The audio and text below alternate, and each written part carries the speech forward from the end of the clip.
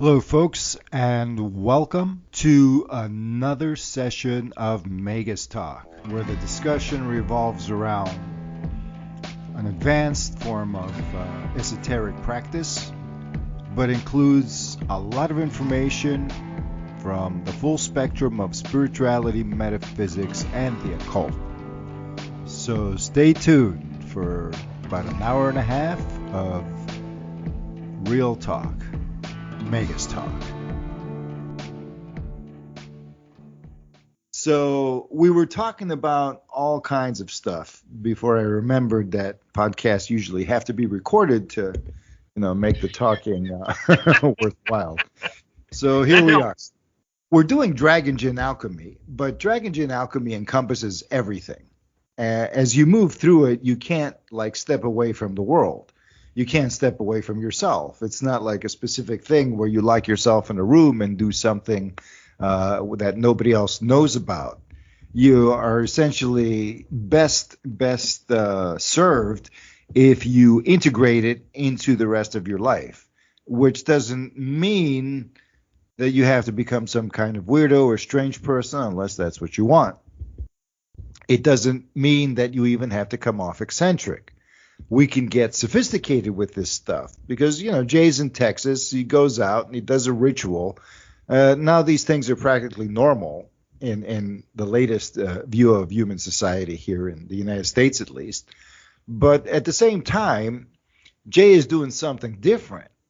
And people who are sensitive esoterically or maybe semi-psychic or highly intuitive, they can sense energies, but that doesn't make them good people.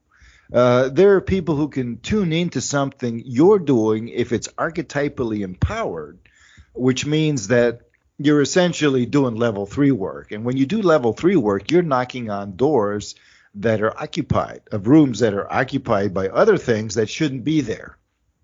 Level 3 is a no man's land. The actual human collective, Carl Jung speaks of it through the collective subconscious. And the archetypes are geared. I mean, it's actually the most well-known, but it's not metaphysically applied. It's not applied practically. We don't use it in magic. Okay, use your archetypes. Yeah, everybody uses archetypes, but they use them for, you don't alter the human collective field through those. Otherwise, you'd be claiming to be Jesus or Krishna or somebody like that. These are avatars that altered the human collective field. They may have been working through one culture, but eventually whatever they represented reverberated throughout the whole, species. Vishnu, even Jesus was considered an avatar of Vishnu by some Indian yogis because Vishnu is the preserver.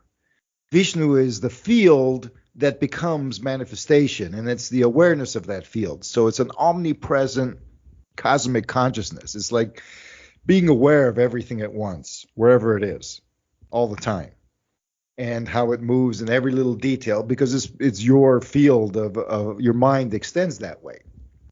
So Vishnu is usually semi-conscious, but if there's a lot of pain and suffering, it kind of irritates the god. I just completed one of those videos in the Esoteric Survivalist before we called. That's why I was a little late. You notice that the manual for yoga that describes how to meditate, how to do this, to awaken psychic abilities, this was written at the time of Jesus, around there. And it is a standard in India. And most other systems basically take upon its practicum, and even Tantra extends from it. But it isn't something unique, or it was basically the tradition of the time that this guy's talking about. There are other texts like that. But this one says the following. And not all systems do the same, but they all seem to emphasize a moral code. The first problem is not being violent. Do no harm to other beings is not something that anybody needs to. It's a no-brainer. We don't even need to put it up there. The problem is don't presume anything. Presumption, it says, and the way it defines presumption, it implies it. I mean, you can't be just some newbie coming onto this text.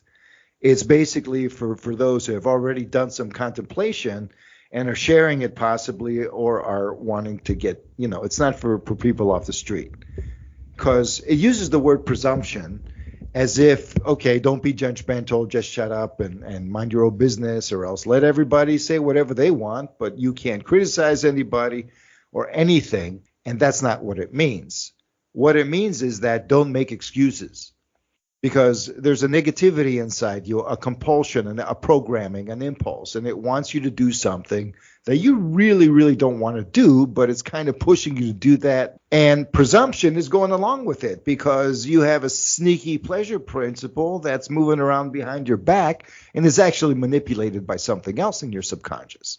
It could be a forgotten trauma that is coming to the surface. That would be a psychological opinion. It could be an attack from somebody else, or maybe even incessant brainwashing, or somebody's repeating the same crap every day, or manipulating you, vampirism, all kinds of things. It can be a collective level wave where you're not the only one feeling it, but you're probably reacting differently than other people, who are each reacting differently than anybody else, because a lot of these waves from the collective, they clash into us because we're not the collective. We're not a hive mind. We are individuals. And so the human collective is unconscious necessarily. It's unconscious because if it was conscious, we'd be a hive mind. And we don't want to be a hive mind. We want our consciousness to be the peak of the iceberg, right there, to look around and find other peaks of other icebergs. Or maybe it's the same iceberg underneath, but that's not an individual. That's a field of consciousness. It's a whole different thing. But any human being can actually dive into that field of consciousness. And, there's a power in yoga that considered legendary or mythic, where basically a yogi will enter the body of another person who just died, if they can time it seconds after the person dies or right upon death, and then enter the brain just as the brain is turning off. The yogi, sparks it back up and can actually revitalize the body. And because the brain is now awake, and it's a whole different story. Usually this would happen with people without internal trauma. You can't have a heart attack where your heart explodes and then expect to be revived like that. But there are instances like that where one yogi, just a king died. And so this yogi goes into his body and just gets lost in the harem. Just shuts himself up with a harem, and that's it. Gone for 10 years until his disciple finds him, says, "What are you doing?" "We should be out in the mountains meditating." He's like, get lost, man. I got 1,000 kids by now. Leave me alone. So I guess in the folklore, because of that, the founding guru, which was the one who did this, got sick of celibacy and just gave them all the middle finger, was saved by his second disciple, who was basically into celibacy and never fell from grace. But you can be a cynic with the story and interpret in 1,000 different ways. But that's the point here. We're entering archetype territory. So when we're in level 1 and doing things, the psychological level that we talked about, we don't just stick to psychology. But we can't apply anything outside of psychology at this point. Otherwise, we're entering level 2. So if you want to actually affect the world with magic, because they call this psychological magic. I heard the name somewhere. And or psychological magic, it's all in your head. So you don't affect other people. You don't cause changes in the world. You don't, just your moods. So you can basically hypnotize yourself, and that's psychological magic. Give yourself positive suggestions, affirmations, all of these things that are acceptable. What isn't really recognized is that, you're still floating in the collective ocean. So part of psychological integration is to be able to maintain that integrity, to be able to not get lost in that ocean, even from your subconscious. It's basically you're like a glove, and then the sneaky hand can come up and wear you, and then you're moving where you don't even want to, because your glove is supposed to have only one hand, and that's your own spirit. So the spirit can easily be distracted, and there are other influences that enter the mind. This whole collective field is there. And usually it doesn't, we have defenses. We have not barriers. We have membranes, we have filters. All of these things keep this kind of thing out. It's not difficult to shut the radio station down or tune it down or make it specialized to certain frequencies, as it were. But at the same time, it's very easy if we're distracted, if we have to live a grinding routine every day just for survival, if we're completely no time and threatened at every turn, so we can't be as creative as we desire to be, and even if our creativity is restricted into certain preconceptions or presumptions, then you're repressed, and then you start interpreting reality in terms of your own pain or discomfort that you don't want to admit consciously because it's too disturbing, because everybody's going to say tough shit, join the club. So you get lost in the treadmill of hopelessness and despair or no way out because you're at the mercy of other people's opinions without even talking to them. This is like the predominant, something is saturating the collective field. And the human collective field has always been saturated like that because that's its purpose. Its purpose is to draw evil out of the world and spit it out and give it to where it needs to go to be processed, so to speak, because it can be. The thing is, it needs to be removed from nature. It needs to be removed from the physical body. It needs to be removed from the emotional body, from the mental body. And then when it goes to spirit, there's no thoughts anymore. And then it can be taken and replugged into where it needs to be replugged in, because it's existential pathology. How long would it take for life, for consciousness evolving through life, to become aware of its sickness? It's gotten sick. Life is existence and all of that. Existence is sentient. It may not have a personality, but it has a purpose, not a purpose, but it's a goal-oriented dynamic. It's a cybernetic matrix. Cybernetic means goal-seeking. So it basically wants something, it goes and gets it. It doesn't just sit there without desire, without directive, without drive, without purpose. That's what a feedback of sentience is. So how long would it take that kind of thing? Like, how long would it take you to realize you have cancer? You don't go to the doctors and all of that. So how far gone would the cancer have to be? Could you do it from the onset? Oh, there's a little tiny cancer cell. I got it. Well, if you were divine, you probably could. But if you were afflicted also, there would be a lag between every level of your being, from spirit to matter. And especially so there would be a gigantic process of you firing up your immune system as a universal being in order to create antibodies, which are basically the solution to the problem, that take care of the issue. So existentially speaking, the problem is the following. Now, we're going to get into territory of explaining everything. This is Ari's theory of existence.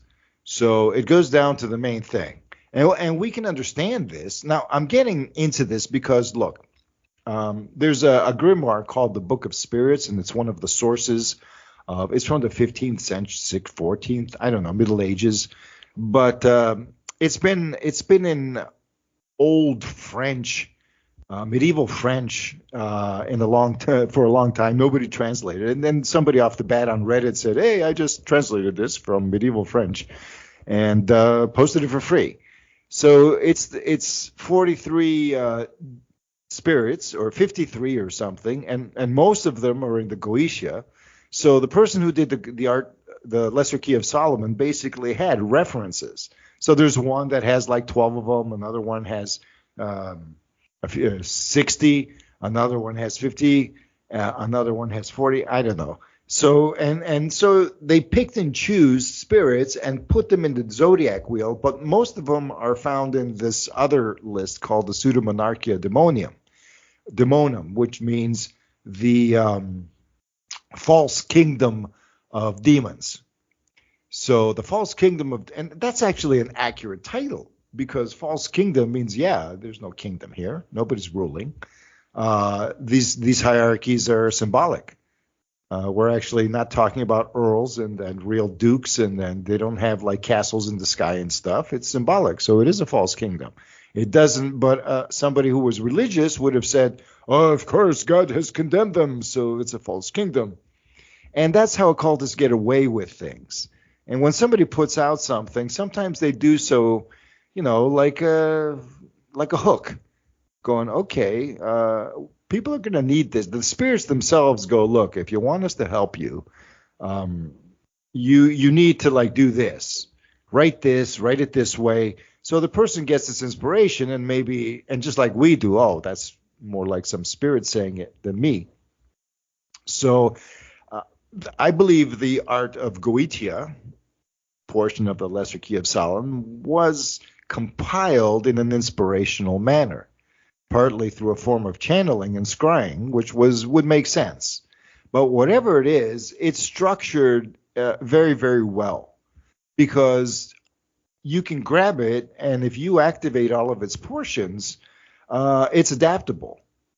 That's the thing. Nobody knows what the future's really going to bring to every last detail. So if you're going to like send out certain information to be applied, for example, you're going to do it in such a way that it can be adapted to the requirements of the time and whatever's available and the symbology of the time. The tarot cards were unpopular back then. There were no occult interpretations for tarot cards in the 1600s even. It came about in the 1700s. When it was used for like divination and stuff. The Roma started using it first. And then they were, by the 1800s, you had occultists come out, and then they put the Kabbalistic interpretations on them. So it's a new thing.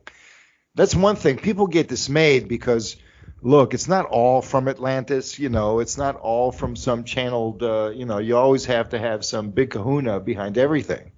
It's like, well, the most advanced stuff came from like the most unassuming little Gandhi looking, scrawny looking dudes in a loincloth walking around and, shooting the breeze, and nobody would even guess they were, inspired in such a manner.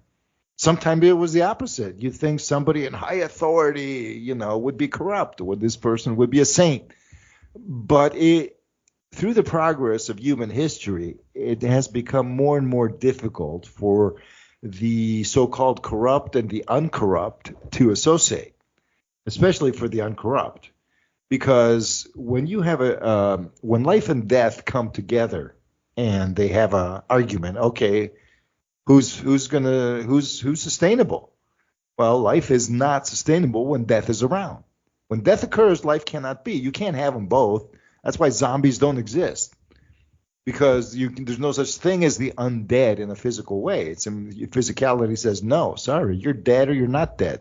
You can't be both. However, your energy body has degrees of life. So you can dial the life force real, real low to the point that you can barely move and you're just a slag of mud that everybody's trampling on, until you absorb so much unconscious evil spirit, shall we say, hatred, that it animates you and does whatever it wants, which is destroy. But in order to do that, it has to have your cooperation. By this time, you're just a bundle of feelings, and your resentment has no resolution, because the only voice you hear is, yeah, they deserve it, go get them, So there are forces of consciousness that feed on hatred because their God is hatred. How could someone's God be hatred? And this is where causality lies. Because essentially, if everything is one, and you want to individualize because, well, there's so many things that I could do. Well, what do? I have to do all of them at once. That's how you create individuals. What is your primary dream? Go for it. So on the way to your primary dream, you collect experience, and that experience defines you and sculpts you. And then your primary dream, which is the center of your being, where your soul grows basically, is surrounded by all kinds of adventures, by feedback, by experience, by revelations of your own self, and by a design of formation in such a way that's the most fulfilling way possible. Concepts like beauty, concepts like fulfillment, all of this is feedback between nature and consciousness. And these things are the value, so to speak, of existence. Now, cultivation is something that is often done mechanically. So when you can actually benefit from a spiritual ecosystem, shall we say, that can help catalyze the situation, you can approach this, because one of the hardest karmic layers is level 3 at the level of original trauma. For example, original trauma occurred because God wanted to be an individual.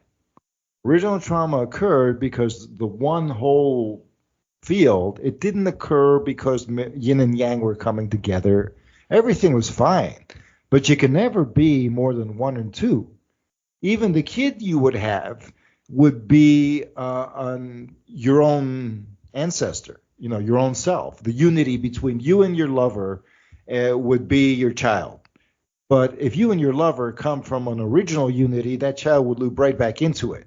So you would be constantly given born to an avatar that would remind you that you're really one. And that would be it. And everything would be just one. And then, so I'm the right hand of one and you're the left hand of one. And so, but we're still one. We don't want to be one. We want to have a relationship, which means separate parts interacting through a flow. You create a current of motion, which is a variability of options, which is variety, which is, hey, existence is perfect. What can be better than making perfection dance? Making perfection into an art. Making perfection, you don't stop. That's the fallacy. Oh, it's perfect. There's nowhere to go. No.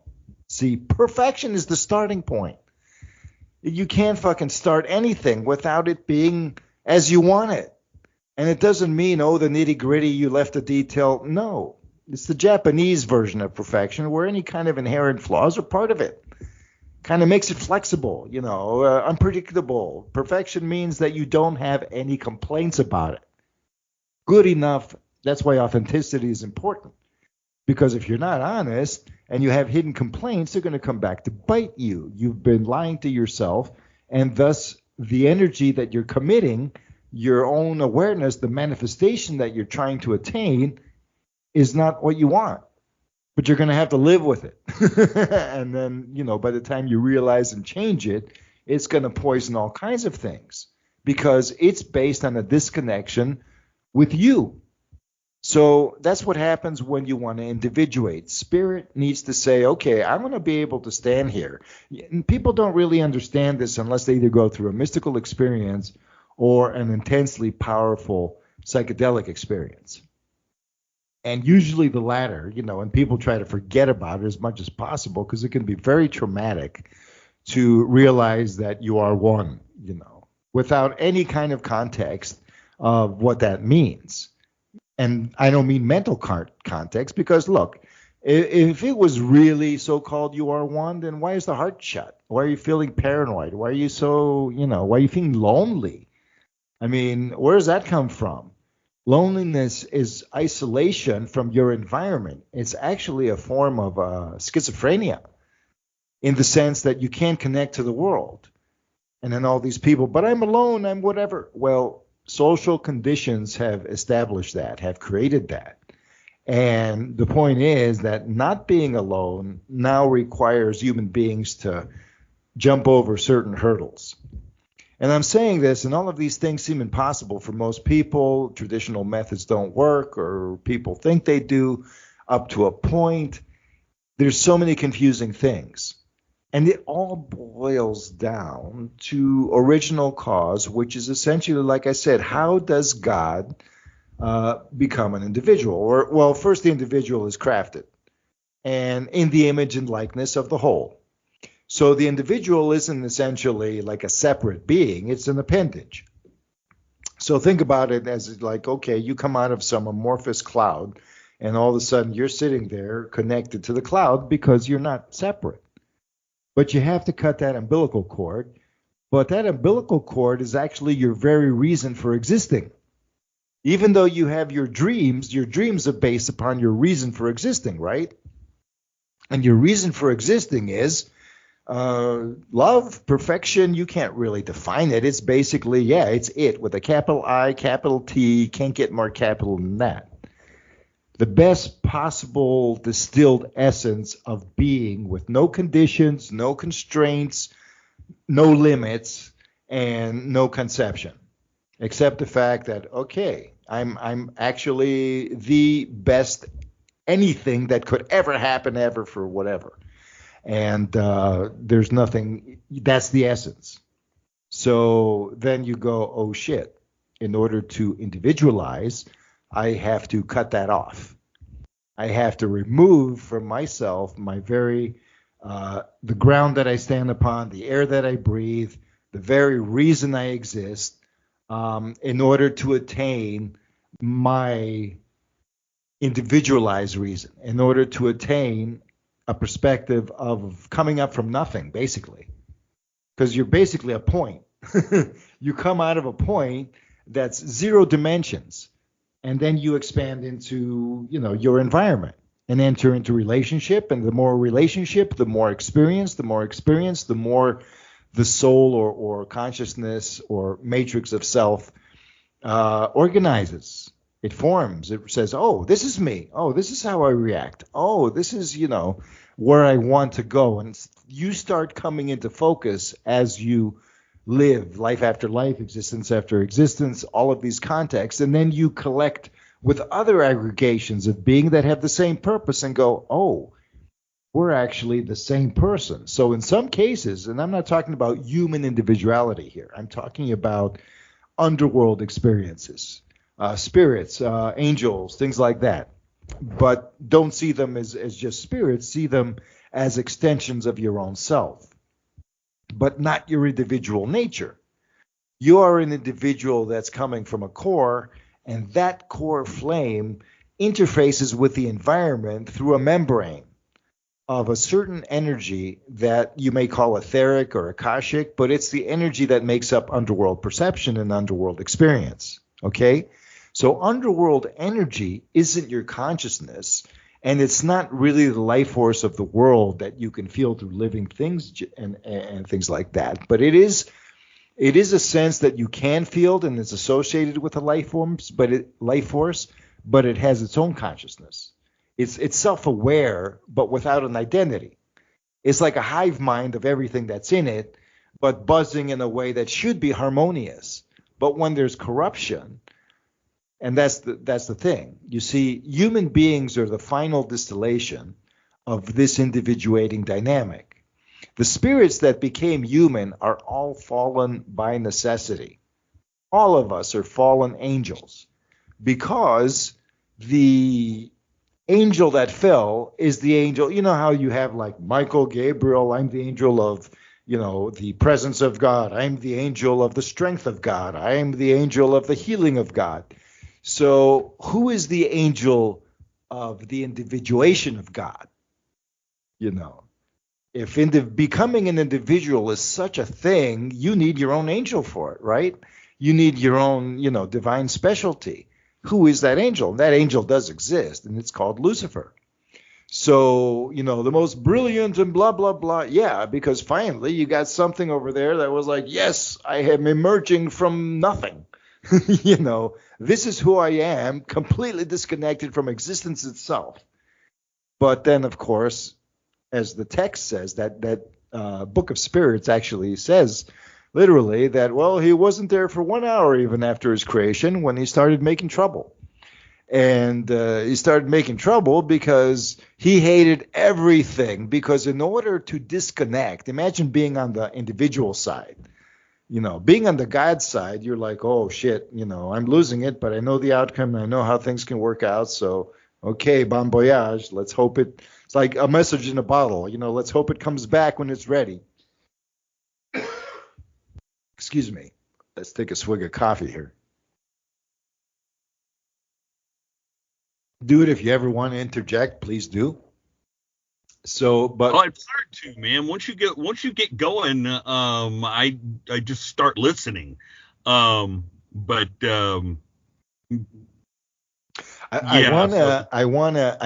very hard to express this because there's a lot of subconscious like things in the story. I haven't even expressed it on Substack and stuff like. I keep going about it, but I feel it needs to be told. The angel of individuation is Lucifer. Lucifer didn't fall because when you cut off from source, you cut off from love, and all that's left is hatred. Whereas when you're connected to source, yeah, the problem is that you're not present enough to maintain your own. Yeah, I'm an individual. I'm not this other thing, but I am also this other thing. I can be both, and this doesn't bother me one bit. What is the proper place of this other thing, this ancestral origin, this source of being? Well, it's basically my foundation of being, my center. But my individuality is where that center goes, and I'm not giving that up. So the result is that when you resolve everything, when you reconnect as an individual to the whole, your experience has given you presence that's equivalent to the divine. You'll be a god. And what are you going to be a god of? Whatever you want. Basically you will have full manifest powers, but you can only be a god if you have the same nature as God, capital G, at least the same spirit. Your consciousness needs to come from a loving place. It can't come from a place that is cut off from that. When you're cut off, what do you want to do? You don't feel connected. There's no love between you and anything. So when you relate to your yin aspect, your spirit now, let's say only yang, but when you're cut off from source and at the very beginning of your individuation, you're evil. I mean, the only thing that you can reference is the pain of cutting off and then having nothing to establish it, to justify it. There is no plan. It doesn't matter because when you look at your nature, you just want to kill it because that cutoff just wants to reproduce. What we do as spirit isn't like God. God is the union of spirit and nature. It's the true God, the source, is actually the union of everything. So you can't just have spirit in heaven and then we're just a little pile of crap that's distilled out of it or fell out of it. That's ridiculous. That's not how it happens. The fall itself was a descent into matter as the only spirit that matter could absorb. Because anything beyond that was not an individual. There are other planets with life and stuff, and even if it approaches physicality, it can't create bodies. Cells cannot come together because then they would have to come together in a hive mind. And then the hive mind doesn't really have it doesn't emphasize individual form. It doesn't emphasize individual survival. The whole evolutionary drive of a hive mind is just amorphous. So it can never specify. The only way a hive mind can specify, and that's why we don't have hive mind aliens taking over the universe, because they can only reference as individuals on a much higher plane. For example, galaxies can be individuals, let's put it that way. But maybe solar systems, maybe suns can be individuals in a sense, and even planets to a certain degree. But it starts breaking down from there. No, it's very hard to individuate physical life or even plasma life because there's no boundaries. The information is coming through. The waves of consciousness are just they penetrate everything. You're telepathic with everything until you don't even know what your identity is anymore because there's so much going through. It's like a shapeshifter taking on the astral form of an eagle, forgetting that they were human, just, never returning. So a lot of people feel that with individuation. But the point is that, no, you're actually going down. And the reason that individuation is so traumatic is because of the disconnection that was necessary. Whatever happened from then on is our thing.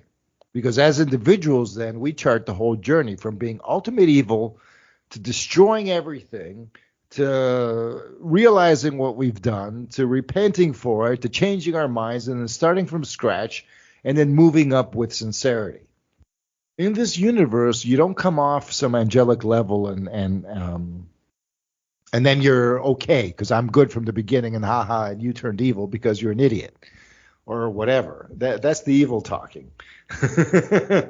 Basically, all of us, by necessity, as potential souls, started as the worst of the scum of everything because that's the only thing that could be absorbed. So all of us are fallen angels.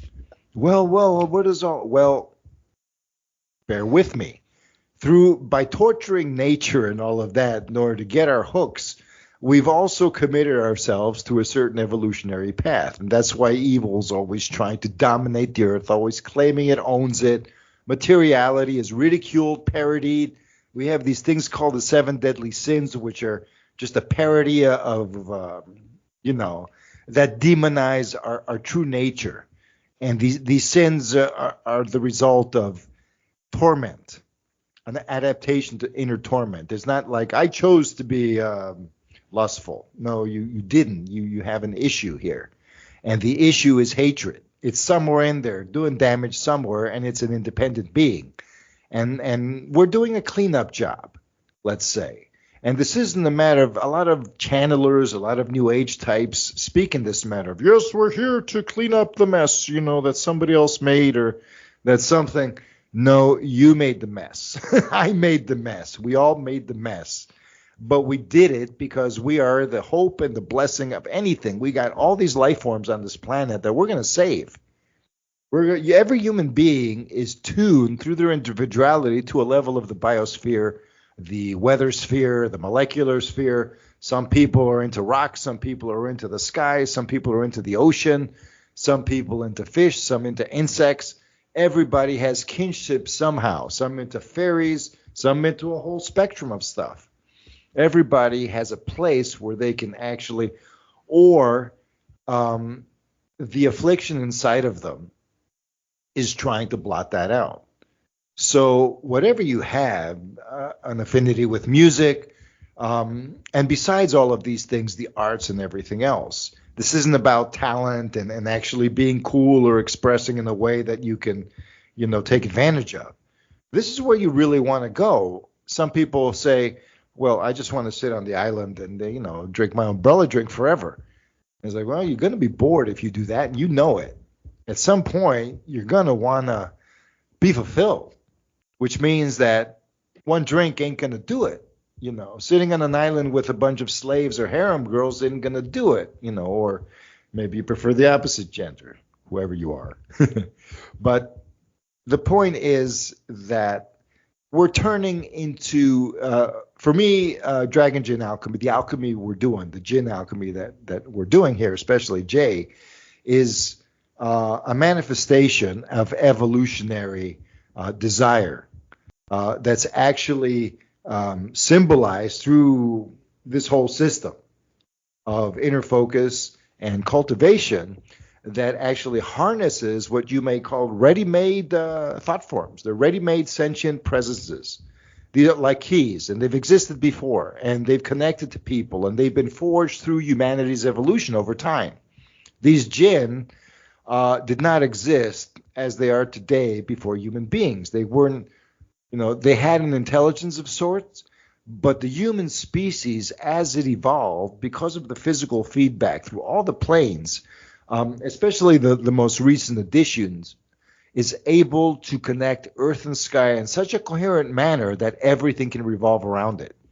We can benefit every animal, every part of our own species, every element, every piece of matter, and that means that life can always be a celebration or a recuperation from the celebration, or a creative act, or everything, combined.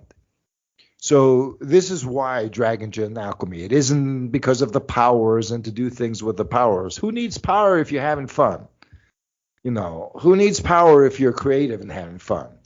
Who needs power if you're creative, having fun and loved at the same time and really happy and ecstatic, and then having the option to just drop it and having a good cry if you want or doing whatever, but always having a creative reason for it, a purpose, a movement. It's life feeding itself, and it doesn't need to consume anything to do so. So nature has kind of created through the human subconscious, shall we say, these archetypes.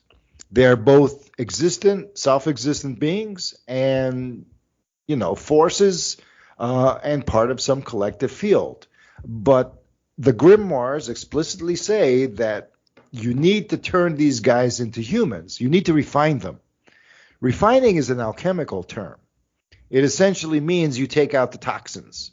You take out the impurities. So that means that you have to apply heat to it. So when applying heat to a jinn, see, these people actually take real Bic lighters and write the name of the jinn on a piece of paper and then burn it and threaten the jinn, and the jinn screams somewhere because his name is being burned. I would think the jinn would be laughing in the corner at the idiocy of the idiot that is lighting pieces of paper for no reason. It's the hatred of the individual that hurts the jinn, and when you're hating the jinn, you're actually hating, I wouldn't say a part of yourself, but a part of the bridge to the world. If you want a real connection with the world, you need to embody and mature into the underworld, because that's where all of these hidden things are that cause trouble in your life and that undermine your health and your integrity on multiple levels. The underworld is basically the bridge between the celestial and the terrestrial. It isn't like underground on the other side of the planet or something. All kinds of misconceptions. There are all kinds of dynamics of consciousness in the unseen that have a vested interest in us not tuning that way. So and one of them, to understand the chaotic nature of things, not the complexity of it. There's one thing, for example, that might illustrate this, in my opinion, is if you look back, there's an extinction event, right? Like there's several extinction events that go back a billion years. And every time life evolved, there was an extinction event, whether volcanoes erupted or meteors fell or the climate changed or solar flares. Most of life on Earth perished, and then it took a while for new forms of life to emerge. And why did these new forms not just go back to the old thing? Why did they change? Life is actually taking notes in saying it was processing levels of negativity we can't conceive of. When life emerged, and actually there was a period when the temperature of the planet heated up to get the DNA flow going, so to speak, and you had a world of swamps. There was one supercontinent, allegedly, and the one coast of the supercontinent was just full of swamps, and in those swamps you had insects the size of dogs. And, if a human being was there, they'd be gone in 5 seconds. That'd be it. Something would swoop down, get them. Centipedes, 50 feet long, crazy shit. And horrors. But no matter what, you know how these arthropodic insects, the spiders, and how they eat each other and they tear each other apart. You're that big, the size of a dog, you're going to have the pain of a dog being torn apart. So the same spirit that evolved into us had to go through all of this. And when it goes through all of that, it's like, okay, I'm done with that. We don't have to do that. There's a level of trauma into nature where DNA cannot be what it needs to be. With all of the fairy intelligence and the plasma intelligence, if there was a link between Earth and sky, evolution would be purposeful from the beginning. But these downloads could not happen. In the midst, they go, the bad gods and the good gods had a fight, and the bad gods won, so they took the planet, and from then on, the planet was, the kingdom of evil or something. And it's like, well, basically, the so-called good gods were not individualized, so they really didn't have as much free will. When they come toward, they all want free will, though. They want to be individualized, but they're not going to cut their hearts out. Another wave of spirits basically said, no, I want to be me. I don't want to be God's version of me or my creator or whatever, or an appendage. I'm not an appendage. So they cut the cord, but then when they cut the cord, there was nothing inside. It's like, yeah, well, you're spirit now, you're consciousness. You're not even incarnate. So you are viewing everything, but you have no reason to view it. You have no motive. And you're basically almost like somebody forced you to live. And that's because there's no love. There's no unconditional, yeah, it's great to be alive type thing. It was only a sense of isolation and disconnection from everything. So you basically look at anything and then you have a nagging nature that goes, hey, we were going to create something here. It's like having a lover that's like, come on, we're going to do something. and then you go and shut up, and you kill it because it bothers you and you don't have any reason not to, and anything that's not you, the individual that you're proud of, is the enemy. And the only way to actually relate to nature is to kill nature and drag the corpse around. And that's what happens. At the core of evil, there is basically a corpse. That's why you have all these like evil martial artists that are, in the mythic depictions that are basically hard to defeat, because the essence that they draw is like they're wearing it, literally, like somebody peels off your skin and wears it and then pretends to be you. So they're taking the energy, the Shakti, but it's not a living Shakti and a living relationship with it. It's basically a skill, necromancy at the spiritual level, down to the existential field. And that is the hardest thing, because human psyches within themselves sense this as something impossible. If you fuck with this, you can die. It's like that. So if you're so far gone that now your soul has not progressed from the level of actually being absolutely evil to slowly letting in a transformation, because ultimately there's a point where you disconnect too much and you can't reconnect. Then you have to be reprocessed. Then it was like, hey, dude, why don't you try your individuality? Because just having faith in life, that's a form of connection. You don't have to lose yourself. It's not, I know I'm this now and I can't be anything else. No, it's the opposite. Your source and core wants you to see what the hell you're going to come up with from your perspective. Because it's its own thing. It's like, imagine a field of eyeballs, just all they have is to look at each other. And it's like, okay, now what? But instead they go, let's make up there's a horizon over there. We're yang, and that's obviously calling us. It's desire. It's magnetizing us over, and it moves in these crazy ways that if we align with it, then we have all tons of experience. And when we do that, we can all follow our own paths. We don't have to see. Only through the proximity of nature can individuality happen in a harmonious way. This individuality was a radical disconnection, and it was beautiful. The result was great. Yeah, pure consciousness is a wonderful thing. Mind is not pure consciousness. That's actually, you're actually having action reaction there. So there's yin and yang. So human beings cannot conceive of pure consciousness, nor should they. They will lose all reference, like in Buddhism, where it's just all a transparent field. And even if it's a loving transparent field, it's connected to source, but it's not the field. The field's just conducting source through infinite mirrorings and whatever. So you can create a diamond-like incandescence, but you can also, if you cut source, nirvana is really hell. It becomes the place of actual just indifference. Because evil isn't just destructive rage, it's also indifference.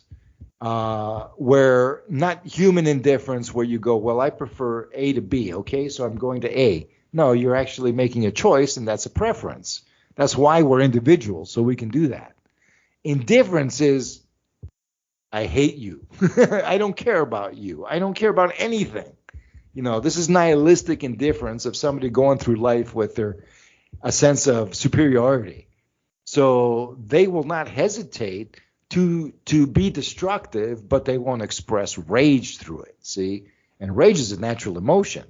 So cold, calculated indifference is, for example, what the evil medical mastermind might be. Somebody who likes to experiment on people just to see what happens. A little kid pulling wings off of flies, just to see how they wriggle around. That kind of indifference. When it's not even sadism, it's just, well, I don't care either way, so I might as well do this. No, that's hatred. Otherwise, you would be completely uncommitted. You wouldn't even move. So a lot of it is when you disconnect from source, you are not nourished by source. And if you are not nourished by source, then you have to get it elsewhere, or else you're going to not be able to stay coherent. So there are solutions, though, because this wouldn't have happened without a master plan, so to speak. There's a reason of disconnect and reconnect. It's just never been done before from the position. It's almost like, okay, I want to experience death, so I'm going to create a little appendage and chop it off, and then it'll tell me what happens when it resurrects itself. Well, first is it going to resurrect itself? And that depends on where it's gone, because ultimately freedom is the key here. It's just like everything had a choice, did what it wanted, and every outcome has a reason, and it all leads to ultimate fulfillment. But the obstacle is that you're creating something that has never been done before. There have never been individuals before. How do you create a million individuals all of a sudden? And you don't create one and then they give birth to other ones. That's too slow. You want off the bat perspectives. And every point in space-time is a different perspective. So ultimately, individuality is the reason for everything that afflicts us. And we are the ones who wanted to be individuals. Now, when you own this, you go, well, I want this done. I don't want to be on this treadmill anymore. Yeah, I went insane, and of course I'm going to go insane. If I cut my heart out, I go insane. But being an immortal being, I can actually grow my heart back. And growing my heart back, all of a sudden, well, by degrees, I become more and more aware of my true nature. And that's why being genuine is important. And by becoming aware of my true nature, I'm confident of my boundaries. So I don't need to pilfer anything. I make my own rules, but I do not need to compromise the nature of others unless they are already compromised. And then I need to make sure that my environment is in equilibrium. You don't do the wrong choice when you reconnect with Source. And reconnection with Source does not need to be just through religion or through religion at all. And it doesn't need to be mechanical. And it's basically occurring through life. And these 4 levels map it out. So we've done level 2 is actually when you do magic. And you can do magic, you can meditate, you can circulate energy. Anybody proceeding through any kind of esoteric, well, if you just like doing stuff, if you like manifesting, even the rituals, even the shamanism, the connection to nature, whatever anybody's preference is, from meditation and prayer to practice, there is a point where you go deeper and you move through your psychological level, you move through the level of affecting your relationships around you, your environment, your immediate access through your 5 senses. Even media stuff is included here, even if it occurs on the other side of the world, but it's coming through some technological angle. It's not psychic, in other words. That's the 5 senses. So now our level 2 has expanded to saturation, and it's overflowing into level 3. We're so overly saturated with this matrix of information that the matrix of information is trying almost to create its own collective. So it's almost like the myth of AI, where they're saying, well, AI is trying to create it's going to eventually become the soul of humanity, the new soul of humanity. Listen to Papa Bear here or whatever, Papa Smurf, who rules the world as just some machine. And, well, somebody's writing the program. That's all I know. It's, who benefits, as the Romans used to say. But the point is that human evolution is a thing, in our honest opinion, and it doesn't just occur through Darwinistic processes. We are here from the beginning. We evolved straight through life, but it's not us, our identity, that evolved. The thing is, as life kept transforming up to the present level, it increased its capacity for connection to celestial forces.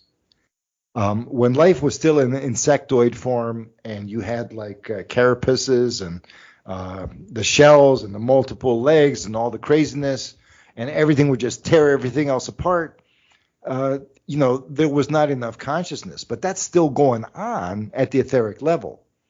Those monstrosities, the mechanisms, as long as we don't redeem that level, because it was just killed. When you kill something, when you kill a bad person, the badness remains. You can't kill the evil people in the world and then new evil people pop up. Why does that happen, you think? It's not the way to do it. So extinction events were necessary to create new physical vehicles, but they didn't do away with the problem. they were able to filter out the problem to a certain extent. So the underworld is full of that. It's full of what would happen if the extinction didn't happen 500 million years ago and sea scorpions evolved, these poisonous clawed monstrosities, that fill the depths, or, land sharks or giant centipedes and all of these things. And they would evolve to this day into sentient beings, intelligent centipedes walking around and in spaceships, taking over the universe, or who knows. Now, then you go to the level of reptiles, amphibians and reptiles. Yeah, that's just as bad, if not worse, again. And then you go to the level of mammals, creatures that actually are born alive, that have maternal feelings, love, is warmth, physical warmth even. And then from there you go, okay, this is the matrix that we need. But even then, imagine a wolf or a bear growing human intelligence. They'd eat everything in sight before they could even develop morality. That's what happened with humans. There's a theory with the Neanderthals. I might have talked about it, where basically they evolved from the Ice Age and then came down and ripped and teared and raped and cannibalized everything they found, even each other. I mean, they were saying those, they would just eat each other if they didn't have anything else to eat.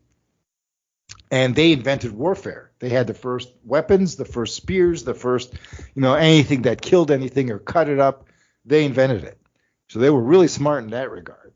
So this was just an incarnation of evil that usually comes up through harsh circumstances. But then if you have paradise circumstances, it comes out again. Maybe you have a little window where you can hold it back, but the pressure will just keep building because those ghosts. You ever see the movie by John Carpenter, The Ghosts of Mars? Basically, some expedition goes to some B movie, with sci-fi B movie adventure thing. An expedition goes to Mars, and Mars is not inhabited, but it is actually full of ghosts that possess everybody and turn them into ravaging cannibals. So, What's the name of this movie? What's the name of it? Ghosts of Mars or something like that. I think it's John Carpenter. It's 90s, maybe 95 or something, or 97. Who knows? Yeah, check it out. But it's with pretty well-known actors. With Ice Cube. When he used to be in those movies. So it's pretty funny too.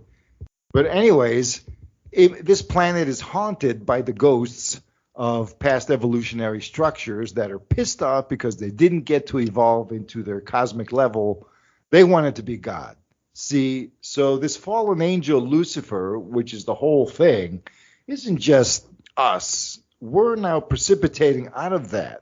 It's every mass extinction that ever occurred was a cutoff point of what kept life from actually fulfilling itself. Too little energy, because this Lucifer was killing nature as it went along. It was devouring it. Life was devouring itself and killing, creating pain and anguish. And then the pain was creating more pain.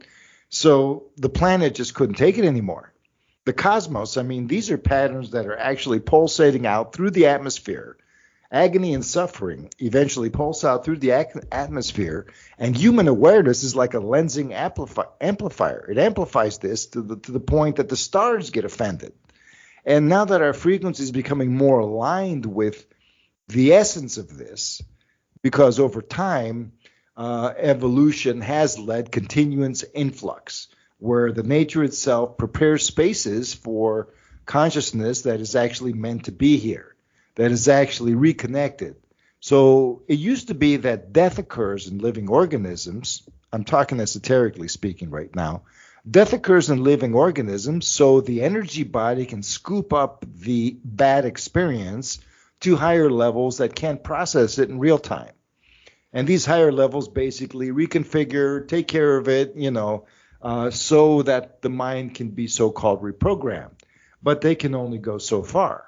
So you come closer and closer to yourself each life, but it is almost like an erroneous thing. It's a human reference. It's not like life after life. Yeah, you trace yourself. Well, I was these people. No, you weren't actually. There is no trace. Your point of view can actually be active in everything, but it's restricted because these lifetimes are all connected to your dharma. It's what the Buddhists call dharma, to your purpose, to who you are, to your true individuality, all of these lifetimes. It's not like you are moving from past to future. Time is almost like all at once. So it's like a sea with bubbles coming out of it. And these bubbles pop all at the same time. All events occur all at the same time, but depending on the awareness and the nature aspects and space-time, we can focus so every moment has to follow the previous one. That moments don't expand into a fan or a blossoming of possibilities that are all quasi-realized. You can't have a material world like that. And you can't evolve because causality is all over the place. Whereas in a four-dimensional structure with linear time, the past moment, you can have coherent memory. You're not going to change, which world am I in now? Some people who have brain damage, yeah. But you always know you're in the same world, that the previous moment is what is causing this moment, and this moment is causing the next moment, and so on and so forth. And that's required to concentrate your experience to a point that you will have no distractions. Your individuality is being forged moment by moment through that experience.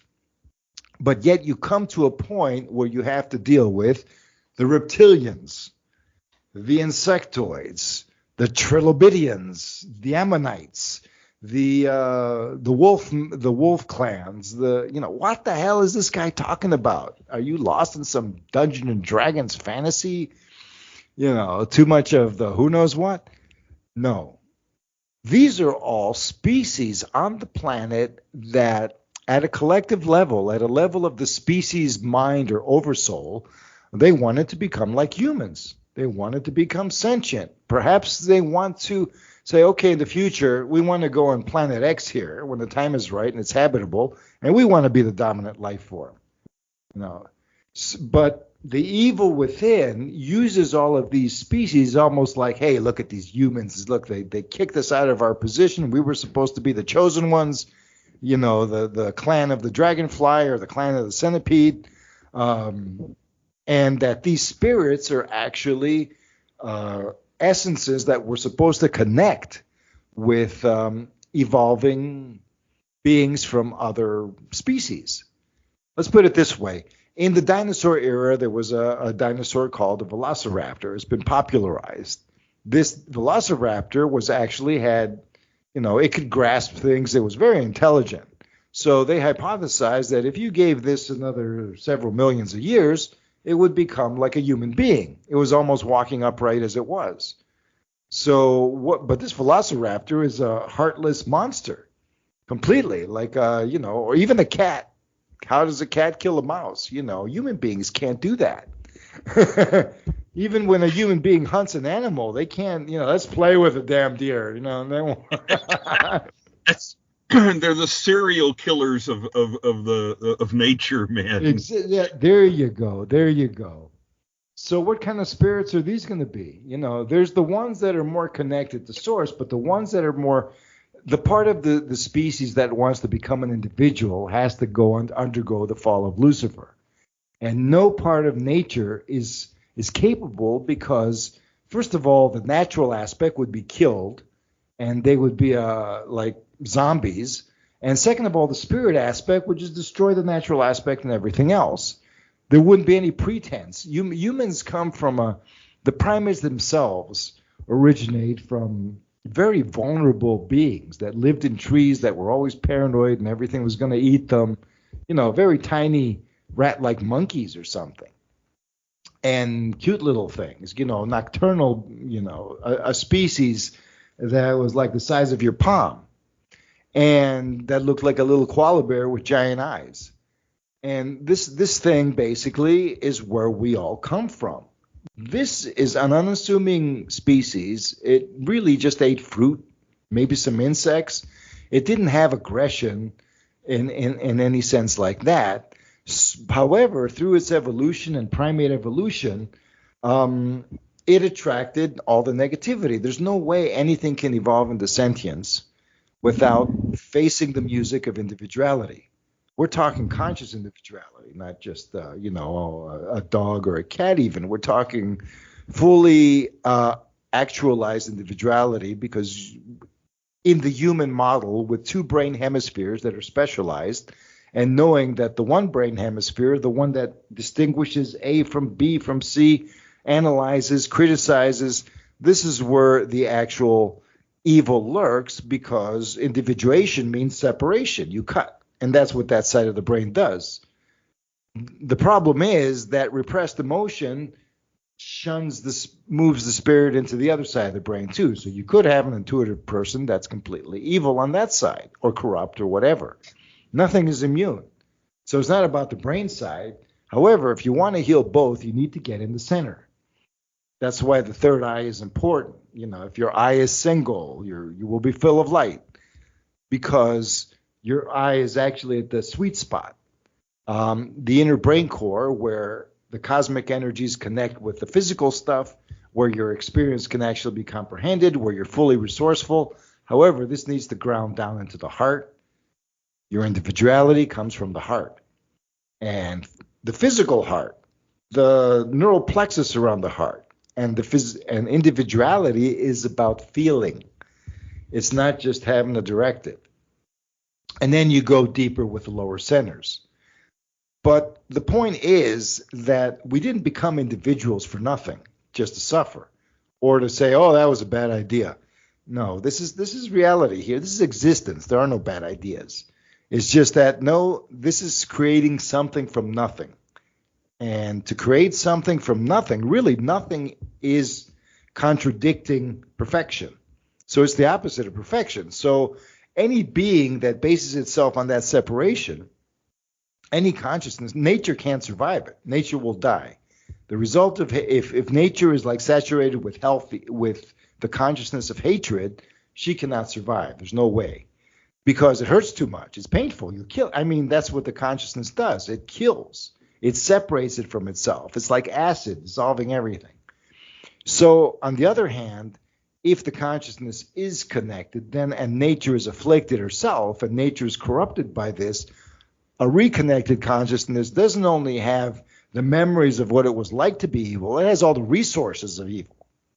So a repentant evil person actually is as powerful as the evil mastermind they used to be, only now they have the maturity, understanding, and resourcefulness that will let them run rings around the evil that pretends to be the most powerful thing. So that's a caveat. The thing is, it's true that good is always weaker than evil. Yeah, whatever. This whole archetype is based on a truth, because the evil part went through a concentration of force. However, redeemed evil is more powerful than anything. So if you're an evil guy, what is that? The prodigal, the parable of the prodigal son. Redeemed evil, that's actually an esoteric truth here. So you have the divine source, and then you have these two brothers. One of them's a total prick. He does all these problems. He leaves home, but when he comes back, he gets a big party thrown, whereas they take the other guy for granted who never left. It's like, yeah, you have your place. In the Quran and other books, God told the angel, you go bow down in front of the humans. No, the jinn said, we shall never bow down to these bastards, these monkeys. So that's humans have that special place.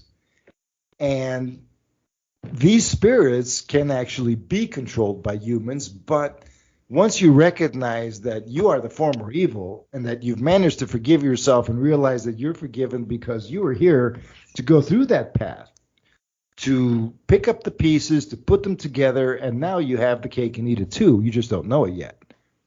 So this is the thing that you don't hear spoken about. It's like, look, it's far better to be a repentant sinner than to be a saint. And repentant sinner means not, oh, I'm sorry, bow down. It means that you are ready to be real. And that's why we start with these moral code things, because they're not here just because they told us or because it's a command. Those are these moral things. I mean, it makes sense when you just want, no, tell me why. Why must I not steal? Why must I, this and that? Well, because it gives you a golden marker. You know the golden rule, don't do anything to others that, you don't want done to you. Even if you're a masochist or a sadist or, it still will warp your experience. So if you have these golden markers of integrity, you know where your boundaries are. And you say, okay, I don't do this, so it's not done to me. Of course, it's going to be tried to do to you, but the thing is that those markers of integrity will keep you from being confused, from being at the mercy of corruption, because it never stops. Because even if you go, oh shit, I went too far, I want to return and be a healthy human being or a sane human being. Nope, the voice in your head is just going to go crazier and crazier, and it won't be a voice in your head; it'll be coming through other people. It's going to be hard to get out of it. However, true repentance doesn't mean crawling on the ground and groveling before some higher authority. What it means is becoming responsible for yourself and looking at life through the golden rule a little bit to see and making sure that there are no exceptions to it, but there are conditions that may seem like exceptions, but actually are completely different. Every case, that's why you discern. This isn't about controlling behavior. This is about seeing things clearly and doing the same thing. So we don't have to even get ethical or moralistic. What we're getting is sanity. Somebody who is completely ravenous and has no control over their greed, for example, is compensating for something. Hatred, corruption. Again, nobody's perfect, and it's not about repent, sinner. This is where the Dragon Jinn comes in, because they like you to be ethical. They like you to be sane. They will challenge you for it. That's why you don't frighten them with your sanity or your ethics. You actually make them trust you, so they'll work with you. It's not God that tells them to cow down and whatever, and that's the wrong approach. It's actually your own integrity. You remember those movies where in the past they used to have like Dracula would come and somebody would show him a cross, and then Dracula would hiss and turn into a puff of smoke or a pile of sand or whatever. But then in later movies, again, John Carpenter's Vampires or something, I think it was. But, the guy would have the cross and he'd be like, hey, and the vampire would laugh at him and just crumbled it to dust. And it's like, it's your faith that matters, not this piece of wood. Yeah. Piece of wood is just the channel of your faith. So that's the whole thing that, and then I lost my train of thought. It finally got me. It was trying to make me lose my train of thought with this stuff. But human beings who have integrity, and that was my train of thought. Human beings who have integrity have a reference frame of knowing their boundaries and demanding that those boundaries are respected. So when you put your intention on boundaries, if you have a situation, let's say, with an old flame from high school who's acting irresponsible and inconsiderate, your intention to create that separation will pass through. It will affect the situation, and things can harmoniously not reach an escalation. However, if you are ambiguous, morally ambiguous, and you're not clear-cut about the outcome, it's like, well, I don't care, This is all based on vampires, and they're all flying around me, and they all want to suck my blood, but not just my blood, but the blood of my loved ones. And they want to suck the fortune out of me because that's what they feed on. And they're using human surrogates, or maybe the human surrogates, or they're, and so on and so forth. Being true to yourself is not making excuses for yourself, but it's basically knowing who you are and acting accordingly, which means it's always natural. So you have no regrets. The Japanese always in the anime say, you must have no regrets. And do whatever you want, but don't regret it later. And if you do regret it, make sure that it changes your mind so much that it's actually become a catapult to a new relationship with yourself and the world that will actually be more representative of you. And these things are important when you are an occultist because you are dealing with the unseen and to a great degree the unpredictable. We don't really have masters to talk to these days. There's no, we're just explorers here that learn a few things and apply them and find out that, yeah, this actually has a context where it works. And it's not psychological magic, but if you really want to get into the nitty gritty, you're going to have to be careful where you tread. Even if you activate the forces, your biopsychic forces, Kundalini and all that, it's going to open up your inner transmitter to connecting, because this isn't just, I'm seeing a new thing here. The unseen is becoming visible.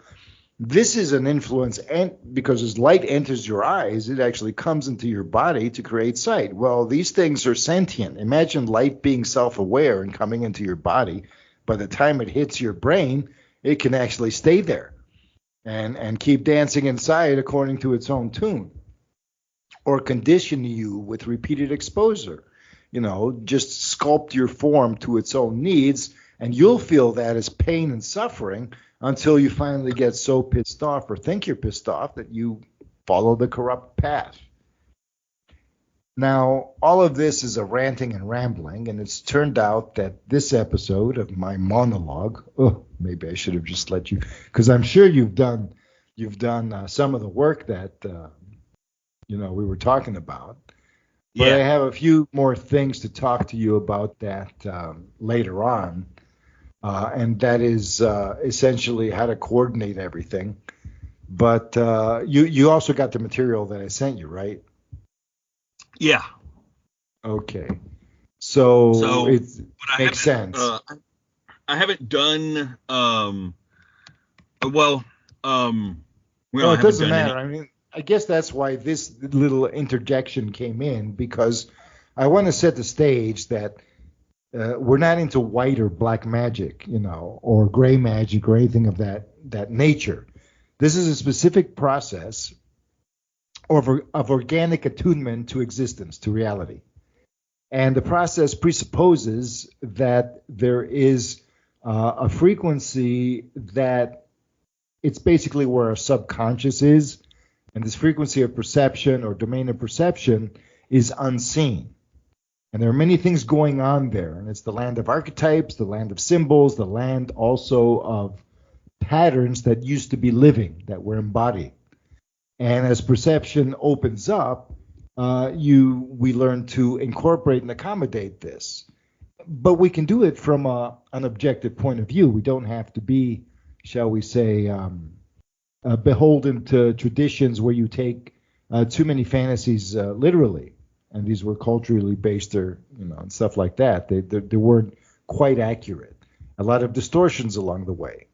So as we move through Dragon Jinn Alchemy, everything that I described, this original cause and everything, is one way that we can use this nature of the jinn that is essentially saying, okay, we don't need to become individuals as humans did, because that's where the bad jinn, so to speak, came from. They individualized, and most of them have been incarnated as humans.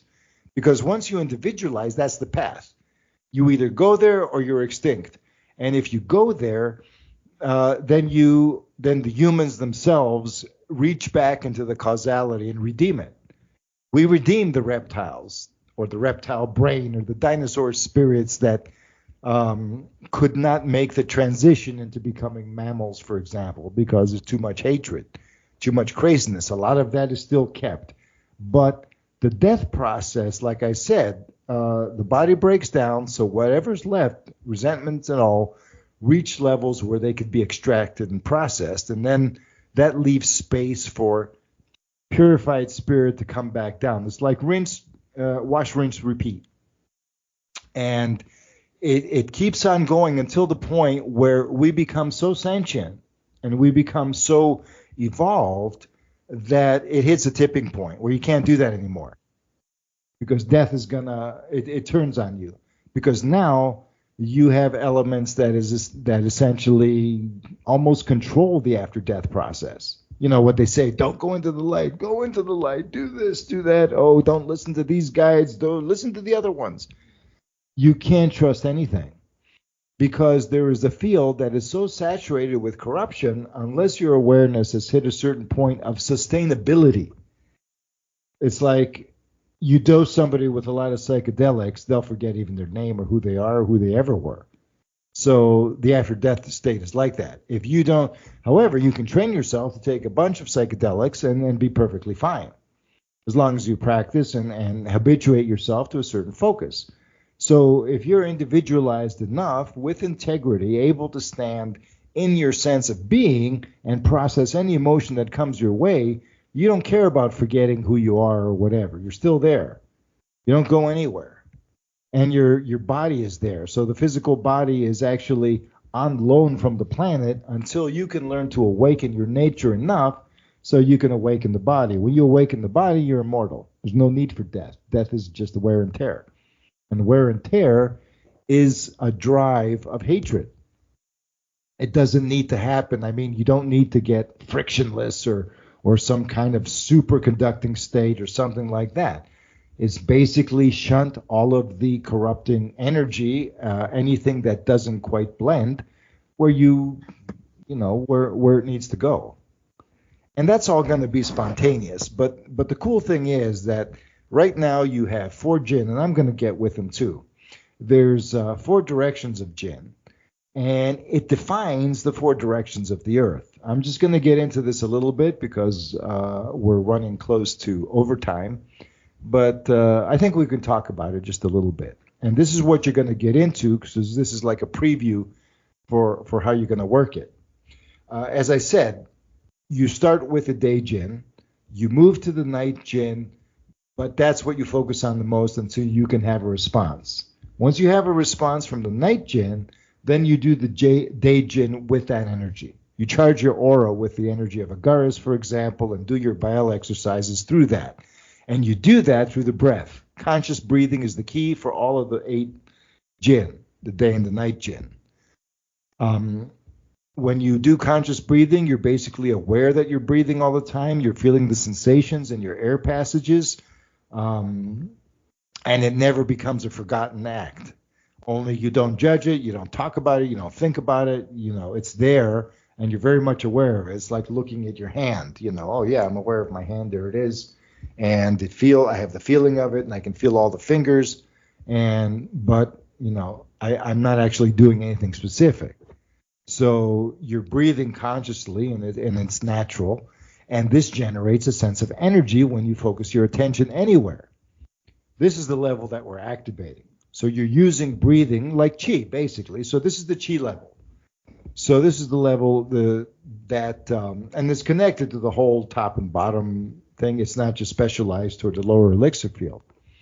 So Baal and Agaris channel earth energy into awakening, your elemental underworld gateway.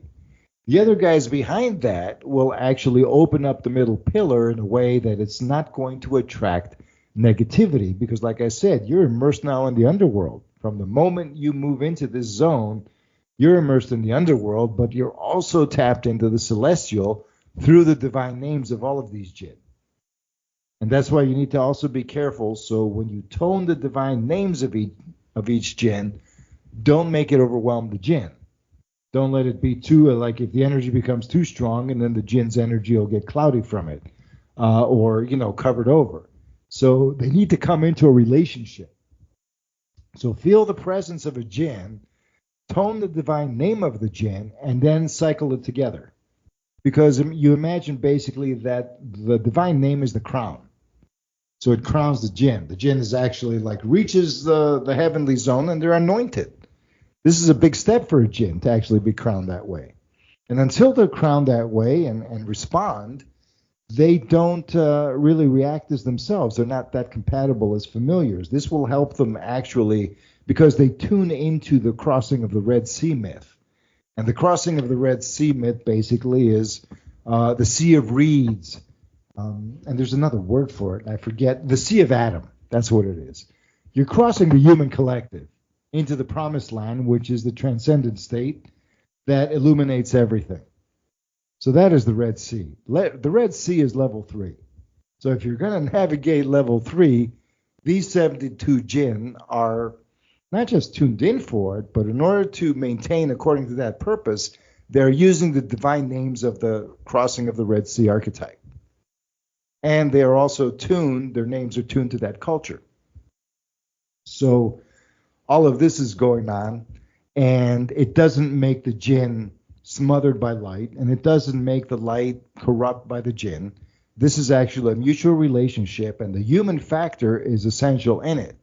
So you take the jinn as is, meditate on its symbolism, which is the form that it has that's not human. When they say, oh, he's dancing on a lion and, with this and that and two swords in his, all of these are symbols. They're very similar to Indian images of Indian gods. Like I said, the elephant god Ganesh, with he has one of his tusks cut. The other one is turned a certain way. His tusk is oriented in a certain direction. All of these things have specific meaning. They're interpreted. So when you meditate, you're basically instantly given an image that gives you a tone of meaning that you translate into an energy and a perspective of, and that evokes the deity. So at the same time, these jinn are actually based on the same principle. So you sit there contemplating all of these images, and then as soon as you get the feel for the jinn, it starts precipitating. You refine it into, no, you're not going to be a reptilian. You're not going to be an insectoid. You're not going to be anything from some past evolutionary stage with an agenda, or anything from some potential extraterrestrial, source that also has an agenda that wants to be human, to take over, but it's not doing it genuinely. It thinks it can just harvest let's hijack these humans and we'll take over everything and be gods. No, unless you go through the process, you can't do it. And every human on this planet is either a fragment of the process or a core of the process, somehow connected, of being a fallen being, an individuated being, a fallen being, and then growing into reconnection. And a lot of beings could not reconnect. You even have the biblical story where they say, well, some of the seeds, they go into fertile ground, they sprout. The other ones are just falling on rocks and cement or dry or desert sand, and there's nothing. So not every human template or human incarnational line is going to lead to redemption immediately. However, when that spirit does get eventually purified, you got to look at this like an organic process of healing some kind of disease, like healing cosmic cancer or something. So we are the antibodies, and not just the antibodies, but the immortality elixir. We are the elixir of immortality for the universe. So that is a key mystery. If you want to cultivate the elixir of immortality, just know that you are the elixir for the universe. So what is the elixir for you? And that's a point of meditation and an exercise for the bold. But aside from that, we're beginning just a natural process, and it's not very hard once you get the hang of it. It's demanding in some ways, but it's so specific and definite that you can just do the whole process of activating all 72 jinn, and they will change you, because you won't get any results until you've actually made a change. So you're doing this key work in a specific chi work in a specific way. The interesting thing is that on your left and right, representing the Earth's axis, that's also your axis, you have Zaleos and Pursan, where Pursan is actually what you want to develop in the south. And Pursan is essentially the template of the energy. He has an aerial body. He's an astral body. So you have this astral form that's connected to everything, that can get information and see the future and all of these things. But you want to tune it with an energy of Zaleos, which is an erotic energy, a sensual energy of connecting to everything. So that grounds you, or ground the astral body. It's there on purpose. And it's there in the south direction because that is what defines your circle. The south direction is the equator of the Earth. The north direction is both poles of the Earth. It represents the axis. It's not just, the North Pole or the South Pole. So the north direction is the reverse of that. Gramarye is actually what you want to cultivate because that's a connection, your deepest connection to the Earth Mother. It actually represents a female womb, and it's Gramarye or Gamori means, having intercourse. So you're connected to an energy that seduces women, but this is the form of it, but it's actually to activate, it's taking in the energy of Oribus. And Oribus is a protector. He's got morals. He's a good guy. He's actually, what kind of a Jinn is this? He just doesn't want anything to mess with your head. No spirit interferences, no media interferences, no nothing. So it helps you a lot. Now, this is the energy that empowers the feminine seduction vibe that the north direction represents. So you're actually a good guy, but with sex appeal in your middle pillar, and your equator is an intense, bright energy body of erotic energy, which is basically life force. And this is also seductive to the opposite sex or whatever you prefer, because it has a dopamine effect, you might say. It almost like orients you to anticipation and say, okay, yeah, let's get it on, so to speak. That kind of energy is charging up your energy body, and your axis is being charged by a moralistic dynamic. So when you can sustain all that with your breath, imagine you have your axis having these two Jinn, and then your whole periphery, your circle, because that's how you translate the north and the south. You translate the north and the south as Jinn energies into your pillar, which is the north, middle pillar, and the circle around you, which is the south. You become the earth, basically.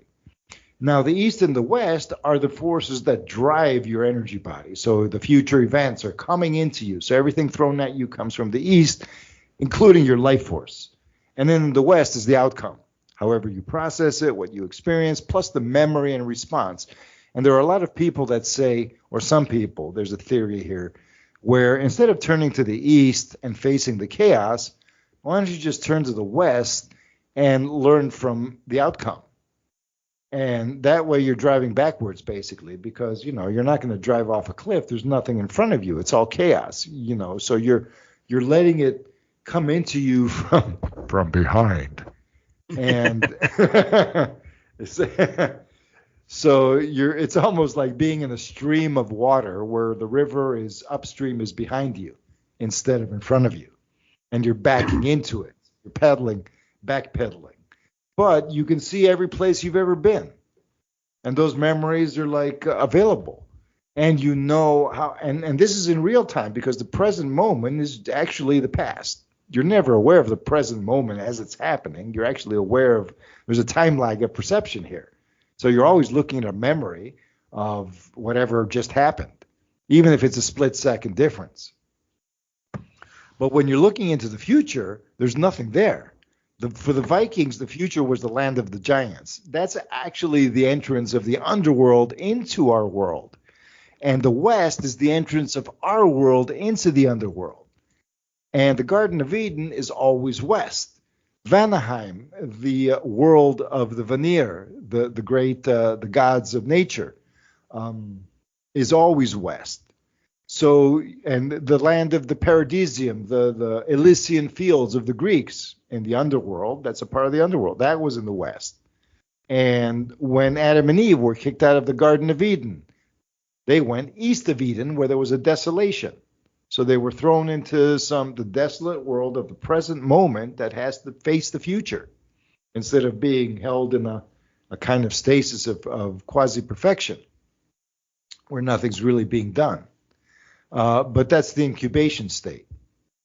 So we're bringing all these things, everything we talk about, and it's expanded in the other systems and stuff. And since it takes a little time for Jay and myself to get into this work, for results to happen, there's going to be some filler. And sometimes we're going to talk as a dialogue. Sometimes it's just going to go me. Hopefully we'll get to a point where Jay will be able to practice all of these things and we can share them with you. On that note, let's call it a night. Thanks for joining us, folks, for another long talk of Magus Talk, where the conversation is casual, and if it's not a conversation, the monologue is casual. Unscripted, spontaneous, stream of consciousness, but it's all real. So we'll see you next time. Take care.